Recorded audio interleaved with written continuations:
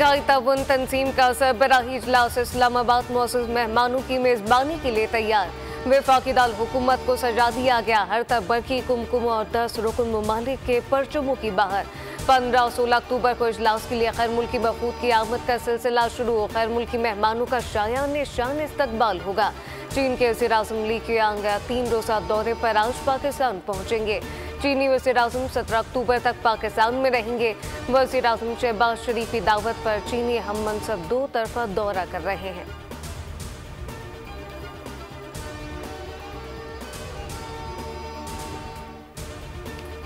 Shanghai ताउन तंजीम का सरबराही इजलास। जुड़वा शहरों में आज से 16 अक्टूबर तक आम तातीर। शादी हॉल, कैफे, रेस्टोरेंट और स्नूकर क्लब बंद होंगे।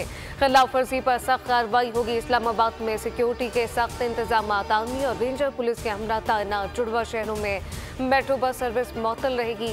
वज़ीर-ए-आज़म शहबाज शरीफ से वज़ीर दाखिला मोहसिन नकवी की मुलाकात। वज़ीर-ए-आज़म ने वज़ीर दाखिला को SCO सिक्योरिटी के हवाले से हिदायत दी।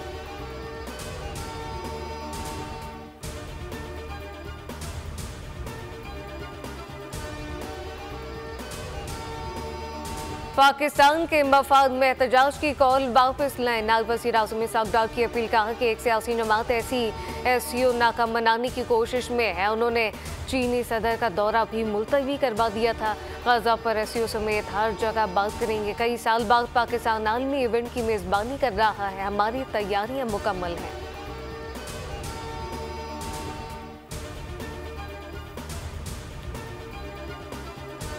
15 अक्टूबर को PTI की एहतजाज की कॉल। सियासी क़यादत ने एहतजाज मौखर करने का मुतालबा कर दिया। मौलाना फजलुर रहमान और लियाकत बलूच का असद कैसर से मुतालबा। लियाकत बलूच ने कहा कि SCO इजलास को पूरा माहौल में होने दिया जाए। हर पार्टी इस मौके पर एहतजाज से इज्तनाब करे। शर्जील मेमन ने कहा बानी PTI कॉन्फ्रेंस को सबोताज करने के लिए सरकर्दा हैं, जबकि मुस्तफ़ा कमाल एहतजाज की कॉल को मुल्की मफाद के खिलाफ करार दे गए।